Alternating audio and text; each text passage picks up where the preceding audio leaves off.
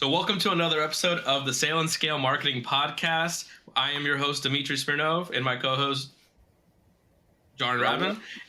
Yeah, he's my creative director. I'm the CEO of Flagship Studios. Today, we're super excited. We have Alejandro Jordan from ESQ Title and Real Estate Law. So, Alejandro, tell us a little bit about yourself. How did you get to where you are now? What made you decide on doing real estate law? And then, let's go from there. I love it, Dimitri. Thanks so much. And everyone, good morning, good afternoon, good evening. I don't know what time it is and you guys are looking at me, but I'm Alejandro Jordan. I'm a real estate attorney in Miami, Florida. I help people buy, sell, refinance real estate by simplifying the closing process. That's really the bulk of what I do.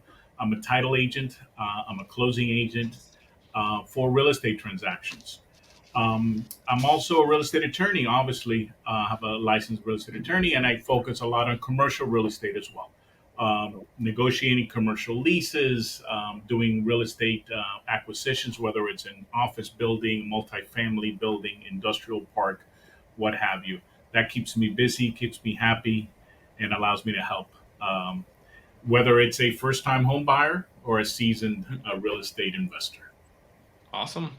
Awesome. So you have from what I always understood, there's two sides. So you have the traditional legal real estate law side of things, and then you have your title agency, right? So on the title company, tell us kind of what's the difference between the two sides and how they function. Do they function separate of each other, or are they more or less kind of combined? Well, it's a little separate, right? When you're acting purely as a closing agent or a title agent, your number one goal is three tiers, right? You're an escrow Hmm. agent, so you're responsible to hold monies, right? And Okay. at closing, you're responsible to disperse. Everyone gets paid, right? The bank gets Right. paid their payoff, the seller gets paid their proceeds, the realtors get paid their commissions, and all the other vendors get paid. So we're kind of the custodian or the trustee of those funds to make sure that it's dispersed accordingly. As the title agent, we need to make sure that when we're selling the property, we can issue a title insurance policy for the buyer to know, hey, you have marketable title, everything is clean, there's no liens, Okay. there's no disputes as to ownership. That way, when you own it, you're able to sell it because you're not afraid of someone in the back coming in and say, hey, wait a minute, I have an interest in that property. Right. Okay. The buyer would do, hey, well, here's my title insurance policy. You know what I mean? It's stamped for approval. Amazing. So the role for the title agent is more on the, like I said, the escrow holding the monies. It's a title. Hmm. Make sure that all title is clean for the closing. You can issue that title insurance policy.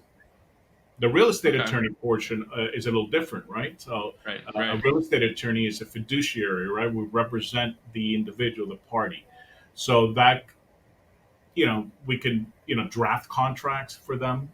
Obviously Okay. focusing on the best interest of our client. Now we Hmm. have a client, a specific party that we're representing. On the Okay. title and the closing agent, it's for the transaction. Making sure Okay. that title is clean. Been doing this Okay. for gosh since 2003, 2004, and going on 20 plus years. Oh, I'm wow. looking at the camera. I have a couple of grays already. Gee whiz. Wow. Well, I mean, it's good to hear that you've been in it for a while. And so, how did you get into real estate law? Like, how did you get specifically into that niche versus, you could have been almost any other kind of attorney, right? So, Sure. what made you go there? That's a good question. I always thought I was going to be a corporate attorney. That's when I went into law school. I always thought I was going to go into the corporate field. My first gig was with a great attorney in Coconut Grove. Was Okay. a solo practitioner, and what I tell everyone sometimes when you're young that you get thrown into the wolves, right? So I had a kind of a pseudo kind of practice, right? I would represent real estate developers at that time, '03, '04, '05. The hot, you know, topic was condo conversions, right? So you had developers buying buildings, multifamily apartment buildings, then converting them into condominiums. That way, the individual units can be sold. Right. Okay. So obviously, the corporate side of things, you're representing the entity, the developer entity. You have to Okay. draft operating agreements or the governing documents for that developer entity. So I got my corporate fix, and then the real estate component of it was kept me very, very, very busy. Had to Okay. familiarize myself with all the laws. Remember, I didn't have the grades back then. Um, but I fell in love with real estate. I call it happy Okay. law.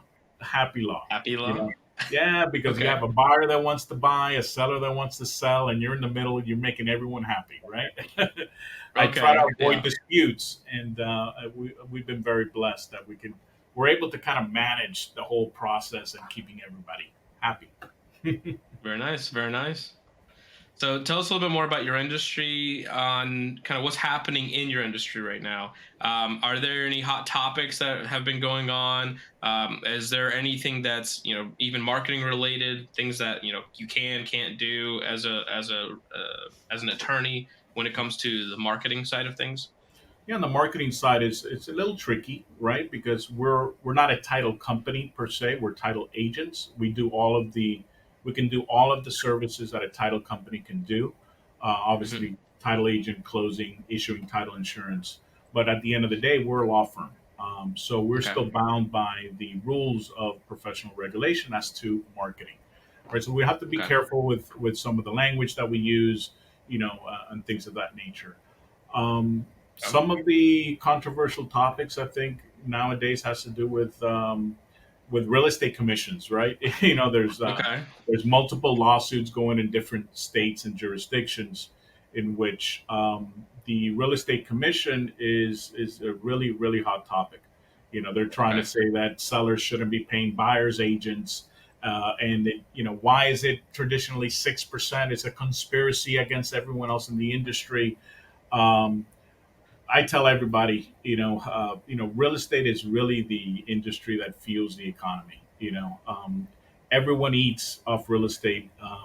Whether it's your property that you're gaining equity on, whether you are a realtor that makes a commission on, whether you're an attorney that provides legal services, whether you're an appraiser, whether you're a lender, a mortgage broker, an inspector. I mean, so many people. The economy feeds off that.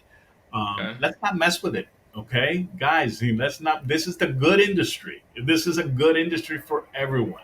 But we've been facing a few challenges. Interest rates up, not really coming down. Hopefully they will. Um, but Okay. I'll be honest with you. It's I wouldn't want to be in any other industry, and that's why I'm here. Yeah, well, my background was actually, believe it or not, in real estate marketing for a while. I was working with major real estate agents and brokers here in Miami and in Fort Lauderdale. So it was always interesting being in the industry itself. Me personally, on the marketing side, it was a little bit different, right? Because I'm not in the same like seat as everybody else. I was the guy that had to go to the properties, get the photos done, the drone videos, The record everything, grinder. right? You're the grinder. Very It important part of was the it process. was it was quite a bit of work to do, but I got really lucky. One of my earliest jobs, and I got very fortunate, was I worked for a major luxury agent called Tim Elms in Fort Lauderdale, and he sells, gosh, on average, like he has like 30 plus luxury listings at any time. So that was one of the few things that I loved when I worked there, because I got to go into these fancy houses right on the water, take beautiful drone shots, everything else, and then on top of that throw parties in some of these houses. So it was a great time. But then you go to the other side of real estate marketing, you have like these smaller houses that you don't get as much, what would you call it, I guess, Cliche. flexibility in how you market. Yeah, it's not as sexy to market some of those houses, but you still got to figure out how to do it. So I've had both sides. So real estate is something I'm pretty well versed in, and I did have my license at one point. But I can definitely tell you, I don't want to be an agent. That's 100% sure. Well, that's the thing, and you made a very good point. So I have my real estate license, and I tried the brokering side of things, and I think that I respect these agents. It is not an easy industry. People, um, it's easy to say, hey, why is this person making tens of thousands of dollars, or depending on the property, sometimes hundreds of thousands of dollars for Mm-hmm. one transaction? And I tell them, it's listen, many of them go through 100 transactions before they close one. Right. Um, it True. is what it is. Sales, It's sales. yeah, it's a commission based type of work. Not everyone is built for it. Yeah. Um, One thing somebody told me early on in my career was, don't get too high on your highs or too low on your lows. And if you're a broker or a realtor, that that is the truth, because you're going to have some highs and you're going to have some lows. But it's all about team. It's all about having a good network, a good team. That way, when something is hot, that's why we say the common thing is real estate doesn't sleep, right? When you got someone, you have to have your team ready to go. An attorney Yeah. involved, a title company involved, a lender involved. That way, especially in South Florida, which is still a very competitive market, you don't have a day or two to figure things out. You got to pick up the phone and rock and roll, like they say.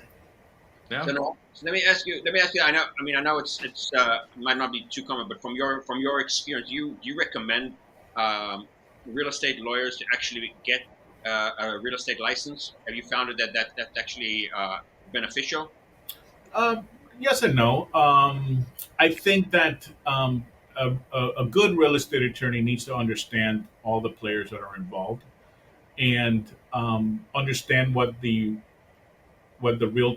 Unfortunately, every realtor is not made the same, right?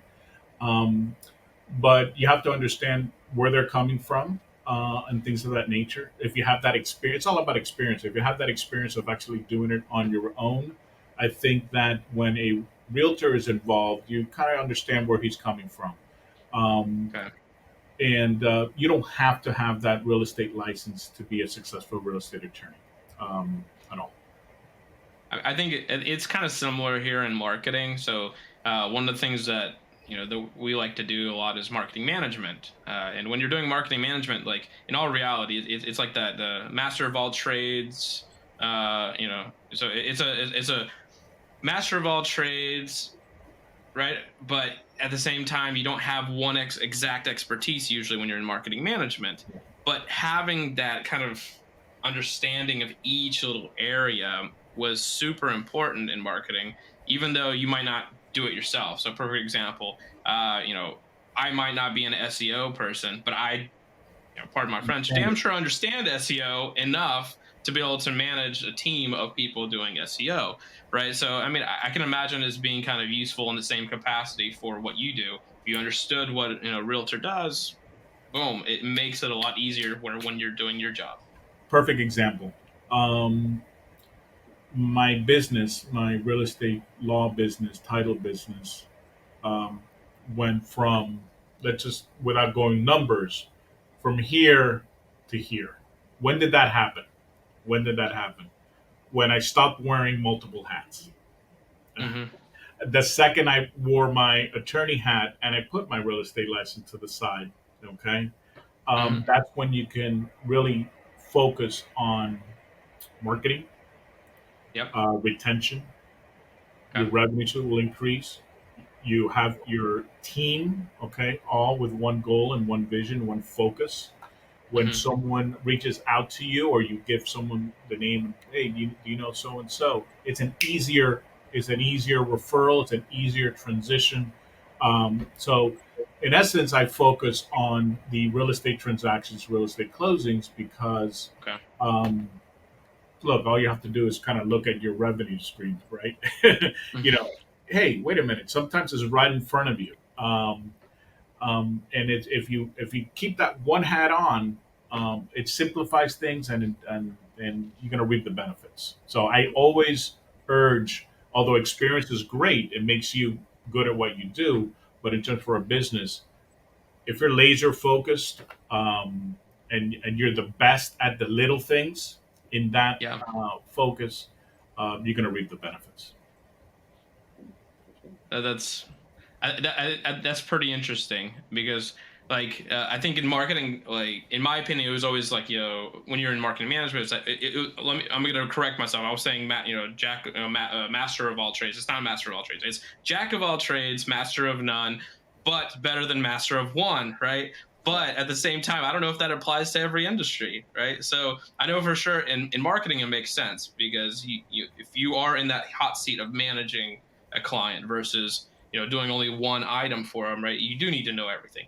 But I would say, I guess in what you do, like being that very niche expert in what you're doing makes people want to come to you specifically for that, especially because there's a need for what you do in a larger process. So purchasing or selling a property, you need somebody like you that's a part of that transaction no matter what. Versus in marketing, like you don't have to have somebody like me there. It's definitely a plus to have somebody like me, but you could just hire everybody else on your own and then manage it yourself too. So that makes sense. So I like that. So you focus, so you mentioned yourself, you used to do multiple things. Now you've kind of just honed in on what you really like to do. Yeah, I think absolutely. that's good for a lot of attorneys, especially, because I've met a lot of attorneys that say that they do a little bit of everything. and, It's called and a you can door. sometimes, Being a door lawyer. Whatever comes through the door, you take it. You take it. And in the and beginning, it's you're before you kind of become comfortable in one particular area.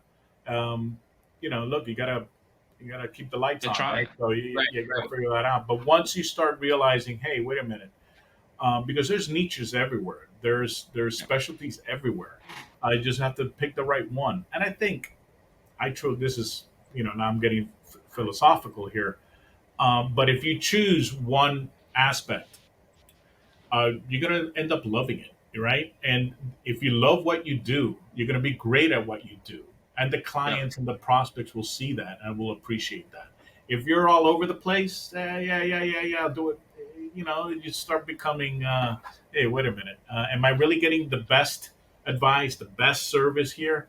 But that's my I happy. think that I would definitely agree with you. If I was hiring an attorney for a specific reason, I would want that person to be a specialist in that particular law, because there are so many areas of law that it's just, I it could be detrimental to your case if you had somebody that just So here's dabbled in another. it.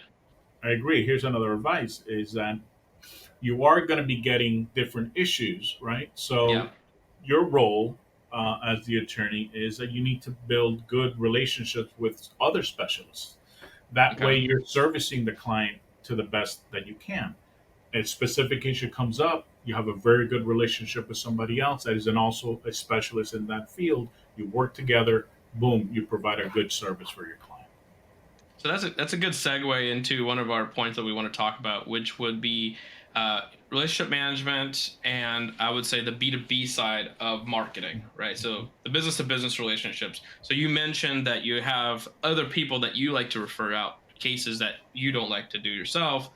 Now, I'm assuming that's the same thing with other attorneys, because the ones that specialize and get into a specific niche, they'll usually refer out anything else to colleagues that they trust and they know are a good fit for their clients, right? So, how do you incorporate that into your business, and how do you build your network of referral partners? Is that something you actively go out and try to do as like A a thousand targeted percent. thing, or is it this is kind of like it falls into your lap, and as people meet you they kind of just trust you, or how does it work for you?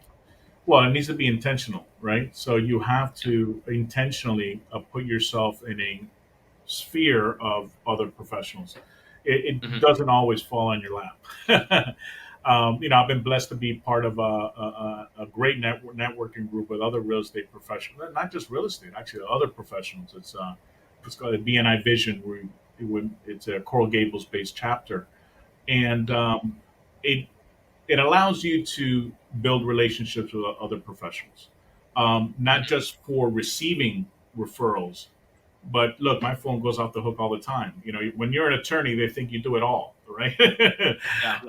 Yeah. So whether it's family members, or whether it's friends, whether it's leads from the internet, uh, prior clients, what have you, they call you because you're their attorney. That you do it all. Hmm. So I had to put myself in a position where when I got those calls, I was able to place them with someone that I know, like, and trust. Right? That's the. Hmm. It sounds corny, but it's the truth.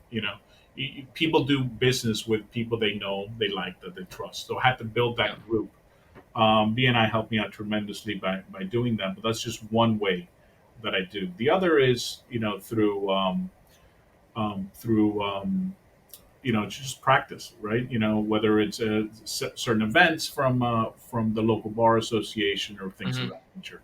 Um, but I really don't do it for getting business. It's really for building those relationships for Network. me to be able to send to trusted professionals. Right. At the end of the Hmm. day, it's going to come back to you, one way or Numbers the game. other, whether it's through the attorney or through the person that you put in good place. Because Yeah. you always want the phone to ring. That's what I tell people. If somebody calls me and I got nothing for you, likelihood they're not going to call again.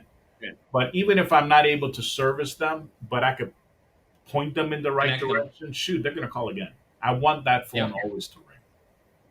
And that's a very good point because Alejandro and I are both in the same BNI chapter, actually. And Jarn's also another BNIer, is what I like to call him. But, the relationship side really matters. Like, you wouldn't be here probably if we weren't in the same BNI, right?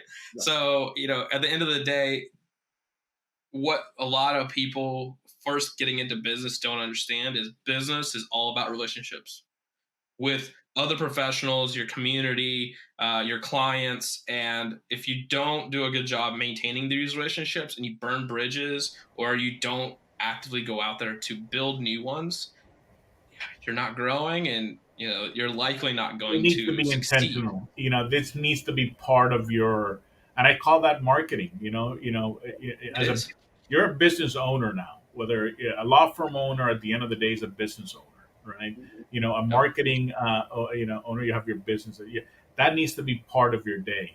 It doesn't have to be every day, but it needs to be scheduled, right? So Mhm. part of that being intentional is putting myself in that position, and regarding other professionals. If you don't calendar it, if you don't schedule it, if you Right. just do it as it comes, um, then that effect. I mean, you're not going to get a high return on that investment. Yeah. So now, Yeah. do you actively, shall we say, besides the BNI and being a member of BNI myself, I understand how that chapter works, how their whole approach is. But do you find that you're actively keep a, shall we say, either a quarterly or yearly calendar, and you look at events and you know that, hey, I want to be at these specific events so that I can, as you say, not necessarily pick up clients, but I can know that these are events where I can focus and introduce myself and get known. Absolutely, 1,000%. You need to do it at a minimum quarterly. Um, um, Usually at the end of the year, then you have to do an annual assessment and plan. You got to plan for this year, last year. You need to plan for this quarter, a couple quarters back. Right. Yeah. One of the cheapest and most valuable investment that I ever got was a calendar board. And I have it at 90-day cycles, and at that point it changes and things of that nature, but you have to have some sort of a goal, otherwise, listen, if you're comfortable where you're at, that doesn't mean that you're going to be in the same place, in the future. Right. You always, Yeah. and you're I tell people this, and it makes sense to me. I don't know if it makes sense when I when I say it, but when you're a solo practitioner or a business owner, you're always unemployed, right? Because it's not that W-2 check that comes in every 2 weeks. Hmm. You know, you're always looking. You're always looking. You always have to be fishing. You always have to be planning. If you stay status quo, look, once the check comes in and there's no more you're unemployed. But um, but you have to like it. You I have to agree. appreciate it. You have to plan for it. So, and back to that point, it needs to be intentional. Yeah. Well, and part of it is just if you fail to plan, you plan to fail, right? And then some of the other things that I've kind of realized when going through business, whether it's a marketing firm or law firm, it doesn't matter what kind of business you're in. Is what you described before is one of the things that I mentioned to our white label partners, because we work with a lot of other agencies and we do their white label servicing for their clients. But one of the challenges a lot of agencies and a lot of other companies in general just have is what I like to call a sales roller coaster. Okay. Where basically if you're a solo person, right, especially solo practitioners or anybody else, you focus when you're hungry, right, on getting that business, networking, getting out there. But then you start getting busy, you start getting, enjoying the fruits of your labor, and then you get complacent or you just get too busy and you don't learn to delegate. And what will happen is you'll work. Those checks die down. You have no money. And now you're back at the low again and you're desperate and you're going out and marketing again. But in a real business, process, if you want to be successful, you can't be doing that. You have to be always marketing, always networking, always working, always delegating, and making sure that it's consistent and you're consistently growing, not just ups and downs, because it's tough. Living it's like it's the equivalent of living paycheck to paycheck as a entrepreneur. Right. Yeah, but once your feet get wet, you really don't want to go back. Once you once you understand it and start to like it and appreciate and respect it, Yeah. it's very difficult to go back because um, growth is it's a lucrative thing. But let me say one point before I forget, because you started talking, and this early on in my career, I didn't think this way, but you can't do it all on your own. You can't grow. You're limited with your potential. You have to add team members, and it's okay to start, with an assistant here and there. And I'm not saying have partnerships and things of that nature, but you can't do it all on your own because you're. I'll give you a perfect example. You're busting your tail. You're doing all that, and then human nature is, shoot, I got another lead coming in here, all right, which is a potential work. But shoot, I'm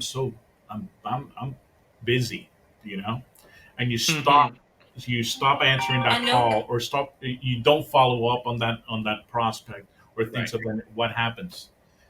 You're stunned. You're stunted with that growth.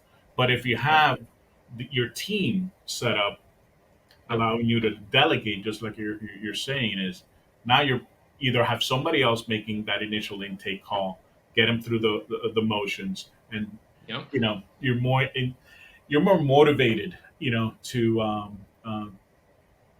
grow and and have more No, time. it's the only way to grow, because I mean, even in any kind of business, whether you're a photographer, you're an attorney, you're limited by your time.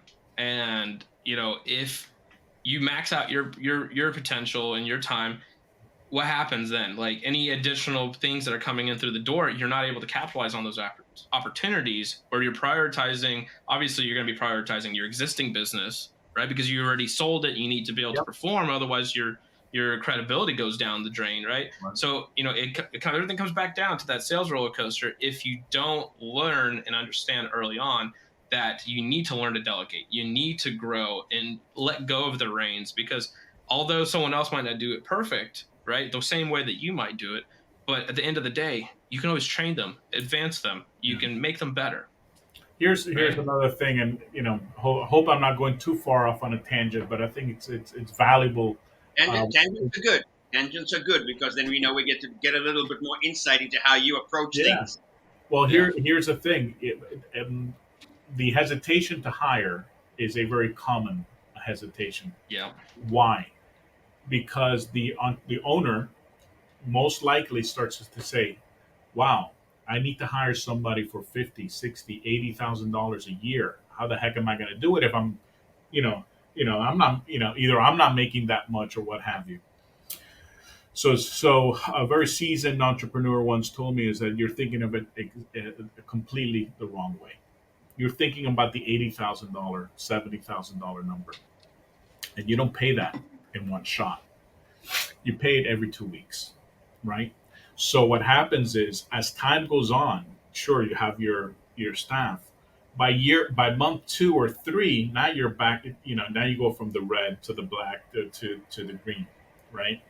And Mm-hmm. then halfway through the year, you start seeing, okay, now it's not hurting everyone, and you're able to get more revenues and get more work. So don't think of it as the annual, it's every 2 weeks.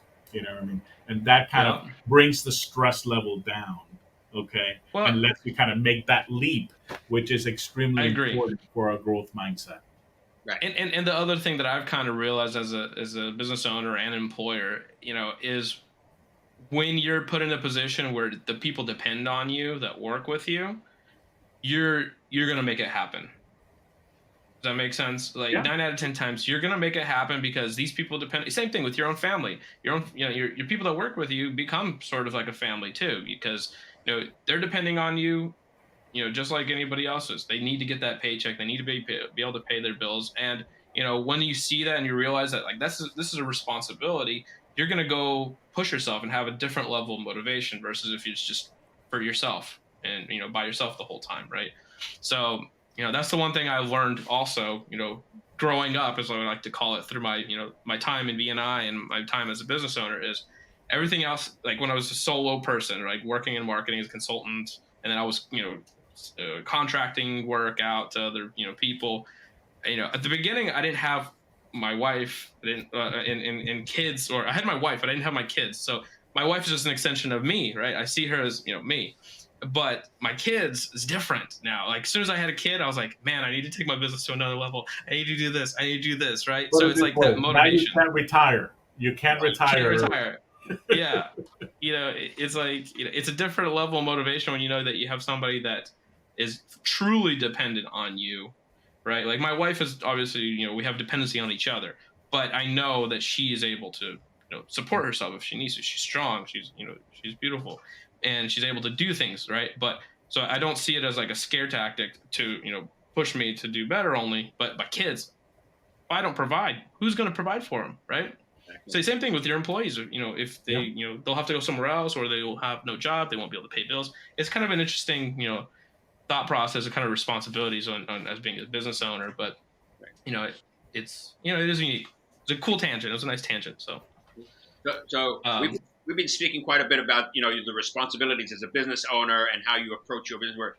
But I'm going to segue a little bit into your approach, as we are predominantly touching and talking this morning about marketing and your approach to online marketing. To our viewers, if yeah, they stick around, we're going to talk a little bit about also your offline marketing. I mean, we've spoken a lot about you getting out there and networking yourself, but we'll talk a little bit more about your offline marketing. Tell us a little bit more about how you're leveraging the, of course, staying within the range of the law, because again, you are a real estate attorney. Yeah. There are certain confines. How you're leveraging that aspect of the digital marketing realm, especially as things now are starting to move. We also got the advent now of AI coming in, and so that's a little bit of how you, from a practitioner, utilizing those tools.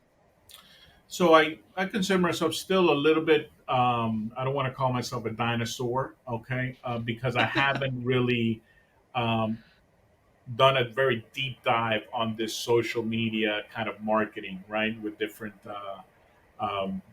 platforms and and skits and things of that nature. So I've only really focused heavily on the website marketing, Okay. and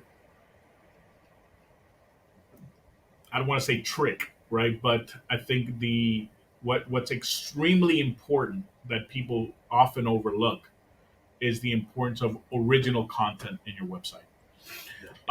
It's a pain in the neck, you know what I mean? And this is before AI and all these kind of Chat GPT and all those things, which are useful. But before, it was my website started with 5 pages of original content, grew to 7, grew to 10, grew to 20. I don't know how many pages I have now, but it was original content actually drafted, that really helped out these famous funny algorithms that Google has. So that in and of itself allowed us to, through time, have some very good rankings, organic rankings, and really that's what you're looking mm, for. Um, I've always stayed away from the pay per clicks, although they could be valuable. I just never used them. But I really like the fact that organically, you type in Miami real estate attorney or what have you, our firm pops up on the first page, and I think that's important. So um, I don't rely 100 or 50% of my business through online. But if you're not there and you don't have a good professional presence online, Mhm. that's what an extra reason somebody can tell themselves, "Hey, maybe I shouldn't use these guys." Yeah. Well, and that kind of comes down to your branding and positioning, right? As well, not only just the marketing side of it, but branding and positioning is really key. And branding and positioning means being where people are looking, and when they're looking you up, having that correct, beautiful, good-looking, professional presence, right?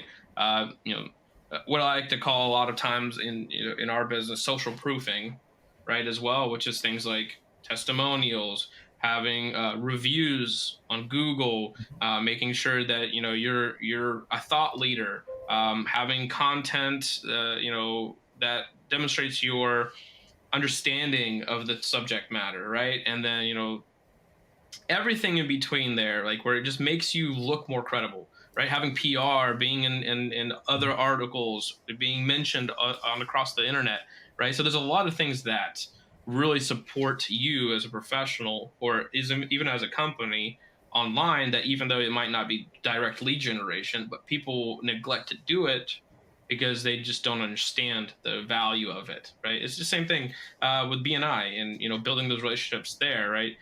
Being there, being present is what allows you to get those referrals, right? It's the same thing. That person is lending their credibility to you, but when you're doing online marketing or anything else, when someone comes and looks you up, who's lending you that credibility? Only yourself, right? Yeah.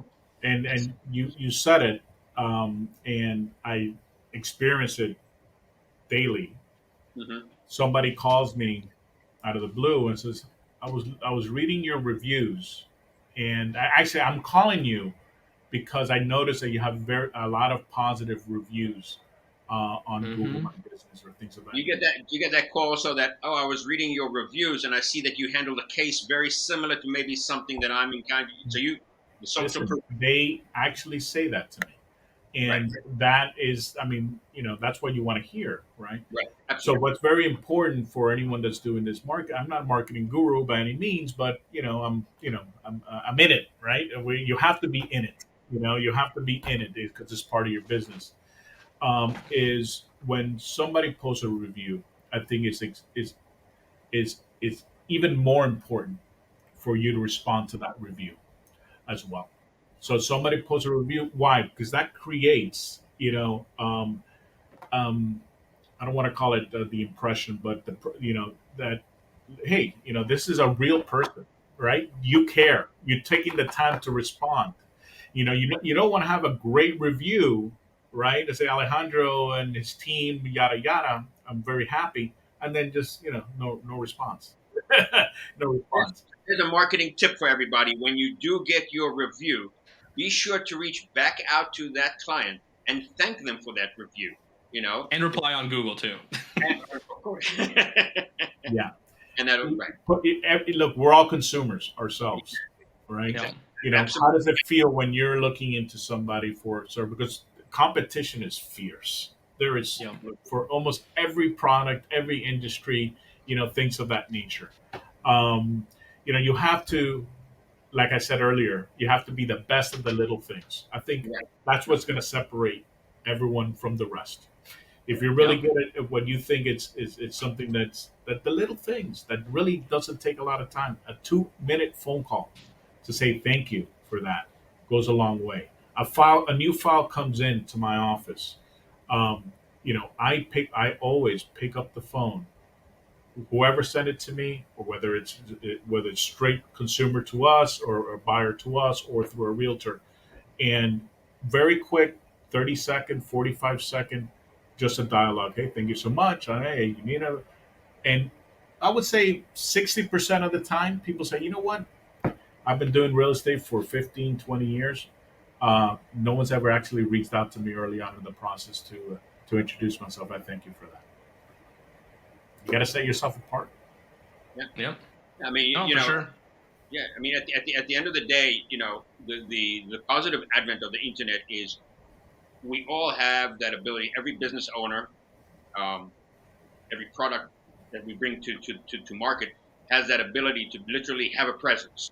Before, if you wanted something, you had to look in the newspaper, look it up on a map, look it up on the yellow pages, look at an ad in a magazine and go, I wonder how good this really is. But today, with the internet, we have that ability. But in order to shall we say galvanize your presence, you have to make sure that your web presence, your storefront looks good, and it contains certain information that people, when they look you up, they that's what they got. They got that social proofing. So the one backs it. Everything backs each other up. Yep. With that respect. So, and there's a level of just in general, what we like to call in marketing reputation management that needs to occur, and everybody should be doing their own reputation management. Now, there's obviously firms that specialize in things like that, because what does happen is if you neglect that, that reputation, things like Google, people, I'll tell you 100%, people that are upset are the loudest when it comes to leaving reviews or telling people not to work with you, things like that. So it is imperative for any business that, today, whether you have an online presence or not, guess what? You're likely going to have some sort of presence on Google, right? And people are going to go there and they're going to review you. If you've registered your company with the state, guess what? You're likely that someone can go on the BBB site and boom, leave a complaint. But here's the thing. Those things haunt you. Yep. Because even if you got a hot referral from your best friend or, somebody, a previous client, and then that person goes and looks you up online and they see just negative review after another because I'm not, tech savvy. I don't know anything about it. Guess what? That's a problem for you, because you need to be there as a business owner. If you're not handling that, it's hurting your business. Whether or not you want to be in a part of it or not, you got to concentrate on that. So making sure that you go out of your way to ask for reviews, because that's another thing. The people that are going to leave the reviews 9 out of 10 times are the ones that are pissed off and mad at you. So how do you offset that? Well, for every one person that's mad at you, you should have 10 raving reviews, right? And those raving reviews, how do you get them? Ask. That's the true. thing that people don't do. You don't ask, you'll never get it. And you know what? I'm not perfect at it, and but you're absolutely right. You need to ask for it. And nowadays, it's so easy, right? Sometimes a client texts you here, it texts you there. If have already, which I do, an already kind of populated kind of text that where you can just cut, paste, and drop it in there. Hey, great job, congratulations, we closed. Hey, if you're up for it, drop a line here, make it super easy for them on their cell phone. Yep. Click on it, boom, ready to go. Just intentional. You got to be intentional about these things. Exactly. So taking that as a hot tip to all our viewers who are watching this, always be forward thinking, looking to get that review, because the next hot tip I'm going to give you is this: the two most powerful things that people do online is they search by review. They put the word in Google. They'll go into a search engine. They'll put review, and then whatever they're reviewing, or they'll put feedback and whatever they want feedback on. And even if you don't have a website, or if somebody put a negative review about you, it will show up, because they're just searching the entire internet for a feedback on what who you are and what you are. So be conscientious, and sometimes you have a few minutes, review yourselves. Go do a feedback and a search on your own name or your company or your website and see what's out there, because there may be something there that it may be an error, maybe another company similar to yours, and people are seeing that and be able to attend to that and fix it. Yeah, that happens a lot, because guess what? As much as you think you have a unique business name, chances are you probably don't. Listen, I can give you a very funny story about my name, but I'm not going to do it because this is a PG-13 kind of audience, hopefully, right? But, my name's a little more unique. But it's strange is, we are Flagship Studio, singular, but there is another URL out there that they just added the S, and it's an entire different entity. So just Yeah. one letter can change something. One point that I believe Dimitri and you and your team helped me out on this is that, and this is what people don't do, is, excuse me, is you guys did a kind of like a macro search all over the internet to make sure that my domain is consistent and my address is consistent through all, I don't know how you guys did it, right? But for some reason what that also does is, I guess it helps these algorithms too, is you can hire the company to do kind of a deep dive to kind of clean up your online presence and make sure that it's consistent and things of that nature. I think I did that a few years ago and it helped out tremendously as well. So that is Yeah, so. but it's a different world nowadays, especially with digital. Whether you're intentionally are a part of it or you are not, right? I think what really comes down to is like you don't. I'll be honest with you. Most people, you don't really have a choice unless you're going to live off grid. Too You late kind for of have to that. do it, Too late right? for And that that. it might be able to. I would agree with you, but you're at this point in life where it's like you have to get with the program. The same thing with AI or anything new emerging in technology. You need to understand it. At the very least, understand it. If Or not, hire use it. professionals that do and educate you on it, and you know what, Correct. delegate it out. It's Yes, important. Don't try to figure it out 100%. Get the professional, hire it, and then boom, you check that off, and you keep. I like the way you think. And that's another valid point. If there's something that you can't do yourself or you don't want to spend the time or you feel your time is better spent doing something else, hire a professional, delegate, right? Like that is super key in any business. And especially when it comes to marketing, because, as an attorney, you're not taught marketing in school, right?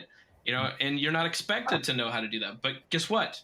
You need to do it, Yeah. right? One way or another, you're going to learn it the hard way, or you're going to, figure it out quickly. But at the end Because of the as day, you're time goes on, what I mean, those that low hanging fruit, yeah, gets smaller and smaller, right. right? So in the beginning, sometimes you can live off the low hanging fruit and eat and things of that nature. But once all the fruit is off the tree, if you're not planting seeds all over the place, by that time, um, it, it's part of it. But it needs to be exciting Yeah, because yeah, it's for the growth of your business. You're going to help more people. You're going to hire more people. And hmm things of that nature. It could be worse. We could be talking about something. We could be talking about accounting, right? And oh, bookkeeping.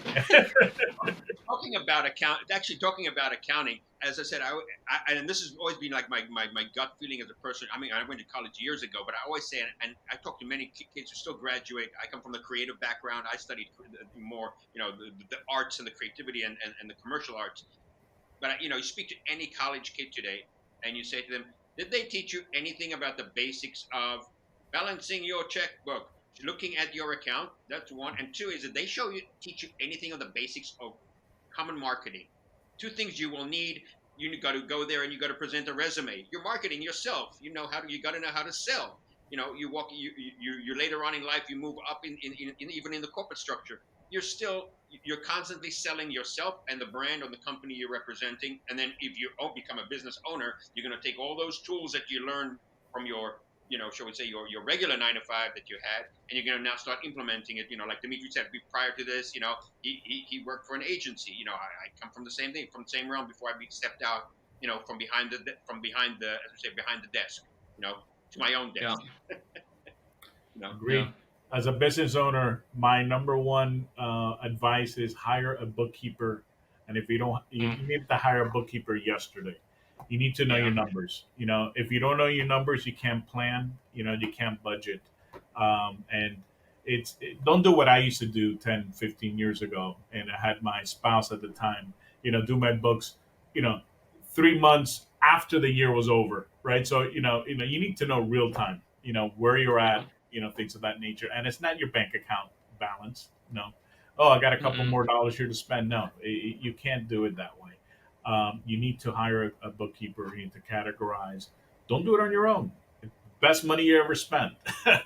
You need to track your Again, numbers and things like delegate, that. Delegate. delegate to professionals There you go. because it's not what if you don't know how to do accounting yourself, delegate it. And even if you Yeah, do know how to no do it one wants yourself, to if yell it's at themselves, right? You don't want to yell at yourself. You know what I mean? You gotta yeah. delegate so you can yell at someone else. Nah, I'm just kidding. No, but at the end of the day, all these concepts kind of hold true. It's like everything about your business is it's about oftentimes letting go of the reins, especially as the business owner, because otherwise there's no way to truly grow again beyond your own time, right? So that's quite interesting. Now I'm gonna go back to steering back into some of the marketing side of things. We've talked about kind of some relationships and things like that. Do you use any CRM? Do you use any specific tools for building trust or Yeah, tracking referrals, anything like that as yeah. We well? have we have two CRMs. Okay. For our real estate transactions, we use our closing software called Qualia. So it's technical talk. You may not Okay. know exactly what it is. If you're in the title industry, you know what it is. And that Okay. it's a pseudo CRM as well. But the Hmm. CRM that I really like, it's a little bit pricier than the rest, but I think it's unbelievable. It's called I believe it's called Levitate. Levitate. Levitate, Okay. yeah. So I highly recommend Levitate. um, why number one, it's very easy to Okay. categorize and save things and things of that nature. It'll um, categorize it in different if someone's a buyer, someone's a first time buyer, so it's easy to categorize, but it allows for email blasting. Okay, Okay. certain content. Perfect Okay. example. Somebody buys a property, we know that their birthday is whatever, March 15th, right? You know what I mean? Hmm. It'll automatically send them, hey, happy birthday or what have you. Okay. Anyone that bought a property last year, and we want to notify all of them, hey, you're a first time home buyer or this is your primary residence. Here's a reminder, you need to file for your homestead exemption by Yeah. March 1st of 2024, what have you. Boom, it'll send it out. And or if you want to create an email or whatever because you have something that you want to get out, there's a hot topic, Hmm. an article that you want to send out to a specific group of people. Boom, it sends it out. I've been there with them for a few years now. As of last year, they have an AI component to it, Oh, so very it nice. kind of in real time can kind of auto populate certain that aren't they're really the cookie cutter kind of Yeah. form Hmm. emails that go out. It's a way to kind of like um, have kind of an AI component to it as well. Um, you need to do it. For the Qualia side, I do it more for tracking my numbers, and Hmm. for the Levitate, I use it really for this kind of email blast, email marketing, things of Right. that nature. I try Hmm. not to bombard too many people all the time because, and I try not to make it very lengthy. You know what I mean? Right. Short and sweet. Kind of, you need to have certain touches, right? Every so Yeah. often, because you Yeah. always, Yeah. who is this real estate attorney? Let me search my email, real estate, boom, I pop up. Oh yeah, that was him. Yep. You want to Yep. No, be that's a good within point. striking distance. And I'm now going to relate that back to marketing terms. You've been nurturing your past clients and leads. There you Okay, go. so you're running drip campaigns or nurture campaigns using your CRM, which is a very important thing to do, and that's what a lot of successful companies do. If you're not staying in contact with your past clients, how are they going to reconsider you for services in the future, right? How are they But going to remember you? nobody teaches you that unless you Yeah, reach out and talk about it and things of that nature. So there's so many yeah, things that out there that, yeah, you could start searching on your phone and getting different drips and drabs of ideas. But hey, this is your business. Let's have a plan. yeah, These are different options that you can do. You need to do something. You can't be stagnant. yeah. I Too agree. much competition out there. Well, there's one more element to add to that is when you're trying to do this type of nurture campaign, drip campaigns, whatever else, you need to provide value.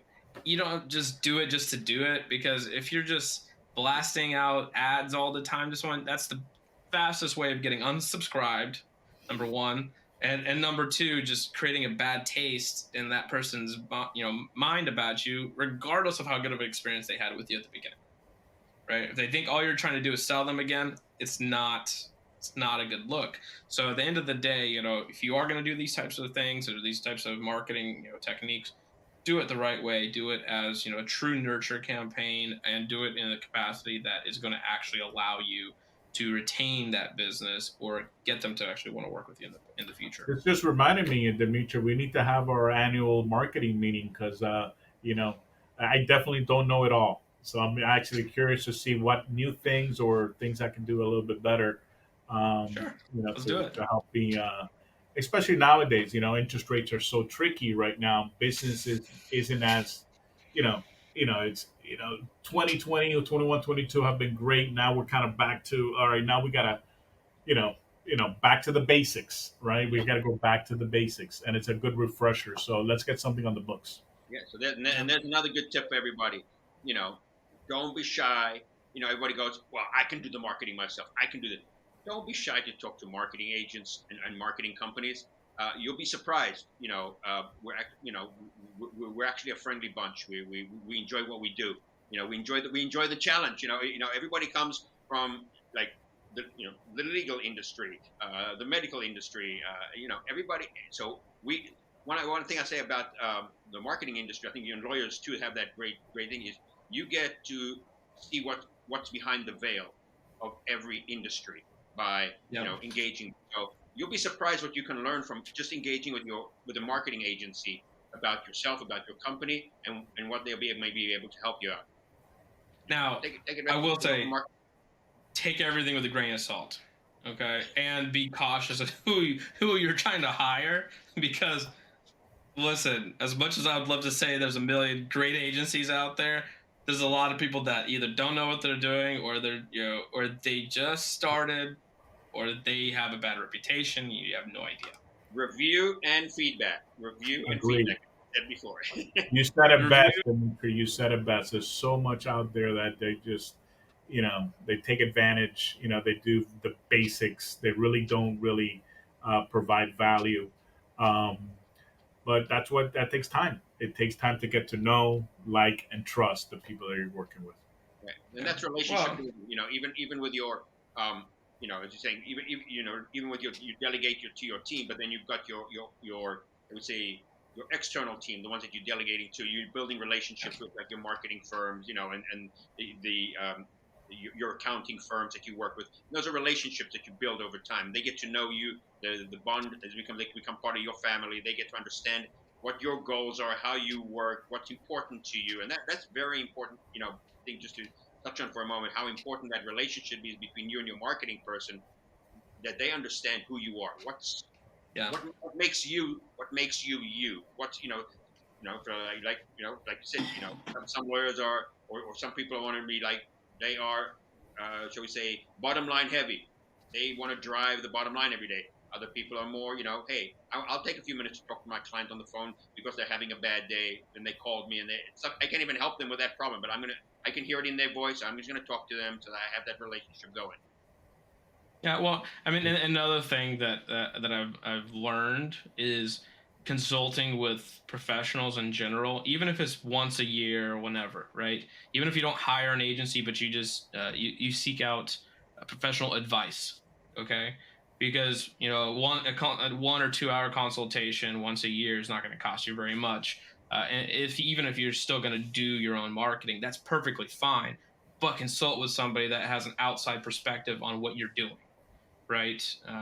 Whether it's a mentor, whether it's a consultant, it could be anybody. So long as they have a little bit of expertise, they have an outside perspective of what you've been doing, right? Whether it's marketing, whether it's sales, whatever you're trying to tackle as your problem, and just take the time, like have that assessment done, and then figure out where your weak points are, come up with some new ideas, and then work to execute them, right? And it's super crucial to have that in your business on an annual basis.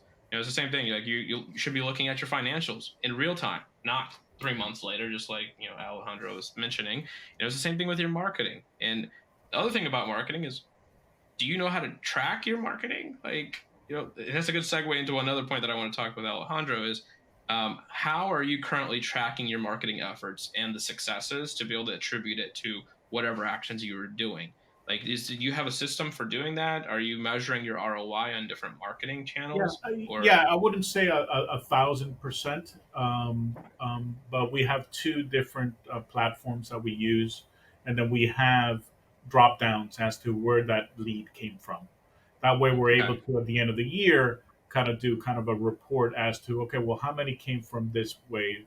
Unfortunately, we're not batting 1,000, in terms of tracking it all the time.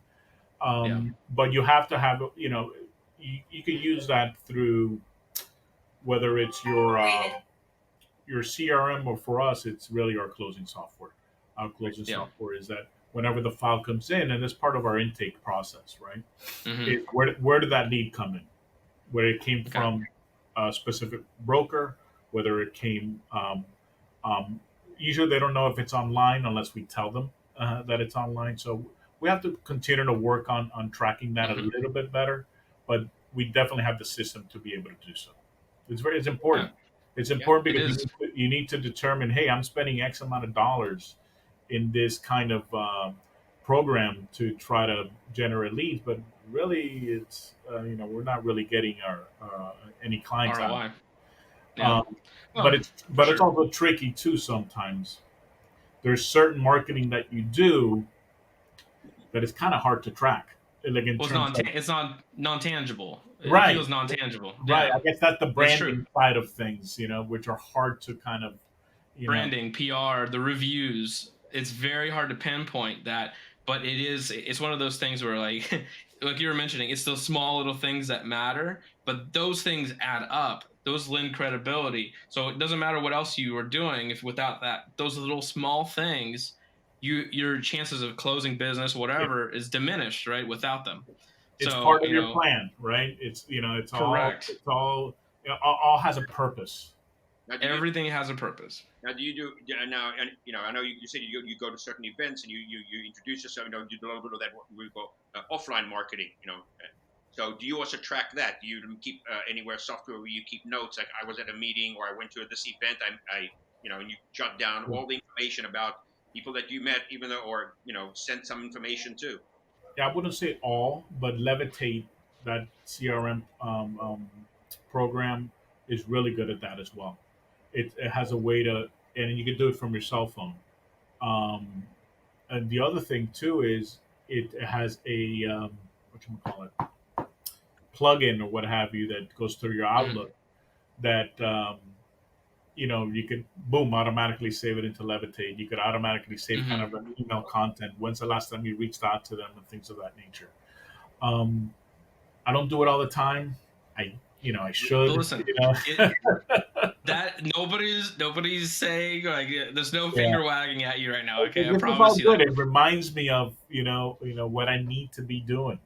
Um, It's important things. I like to bring it up because it's a hot topic in marketing, right? Like marketing analytics and tracking. Now, not every agency, not every person, not every marketer is even good at that. Honestly, but we have to be in order to be able to, in our industry, the best way to explain it, responsibly manage a budget for a client. Because without understanding your ROI and where your money's going and where it's coming back to you at, it's very difficult as an agency to show the value that you provide, right? So if you're not able to do marketing analytics and tracking for your client, or you can't get them to jump on board with doing that, your client, right? You're setting yourself up for failure and losing a client really quickly. So it's a good thing to remind everybody, especially as business owners. Like you should care about where your business is coming from, and you should nurture the sources that are really helping your business Try grow. not to wing Right? it. Try not to wing it. It's Don't wing it. for that you go to Vegas. uh, yeah. But at the end of the day, it's marketing is always fun, and marketing and sales is very closely tied. So, and that's another thing I like to remind people. And whether it's you're an attorney, whether you're selling insurance, doesn't matter what you're doing, or a realtor. If you are a business owner and you are representing yourself in the face of clients, you are a salesperson, no matter what. And even though you say no, like, oh, we don't do sales, we're a law firm. That's not true at all. In fact, and I've had clients, tell me, well, we're a law firm, so we don't use that traditional sales pipelines or the traditional sales processes. And I say, why? You are a business just like any other business, right? And if you don't do these things, you're hurting yourself. You're lowering your chances of closing on deals, right? You're leaving money on the table, and on top of that, you're not effectively tracking your opportunities and making sure you have the ability to follow up with them. That's another key That's thing. How that many that's what opportunities they are don't just teach. left? That's what they don't teach. They don't teach that Follow early up on or in the process. It goes back to Jaron's previous point. But they definitely don't teach education. you how to run a law firm in law school. No. No. But yeah, these have all been very, very, very interesting, points. We really appreciate your time, Alejandro. I want to close it off on the following. Okay, what are 3 marketing or sales tips? Okay, for new solo practitioners that are looking to enter into the market. Obviously opening their own firms. And what would you tell them that they should be doing in order to grow from either a marketing or sales standpoint to get to a point where they can be more self-sufficient and grow their team? You need to have an online presence. Okay. That's a given, and make sure that it's professional. There's call to actions. There's ways to for them to easily reach you. Mm-hmm. Have original content on that site is extremely important. Um, you need to have a way to track that information, whether it's and it's all these programs have it. You know what I mean? Mm-hmm. We're I have a talking, CRM. yeah, CRM. For sure, you need a CRM. But the last one that it's, I think, most important out of all of them is don't be afraid to get on the phone. To do that touch, that personal touch. Mm-hmm. You could have algorithms and systems and AIs galore to send all that stuff, but the way you close is you Mm-hmm. need to humanize the Yeah. process, and it doesn't mean that you have to be 45-minute phone call with a prospect. You know what I mean? It could be anywhere between 1 to 3 minutes. Yeah. You got to Mm-hmm. have that human component to it. You do that, I'm in trouble because there's going to be some top competition out there. Well, you heard it from Alejandro. So everybody, we hope you get some value out of our conversations with Alejandro. There was quite a bit of topics that we went over here today. So if you like our podcast, be sure to like and subscribe, and then of course, depending on the platform, follow. Right, and then comment. Let us know your thoughts, your hot takes on topics that we're talking about. Yeah. We love Thank feedback. you so much. Thank Thank you you. so much. And what And I'm gonna leave it at this. So if you're looking to yeah. buy, sell, or refinance, you're looking for a closing attorney, think of me, Alejandro Jordan, ESQ Title. Website is super easy, esqtitle.law, LAW, where it's always closing time. Have a great one. Can't wait for the next one. Thank you so Thanks much. so much. Have a great day. Have a great day. You too.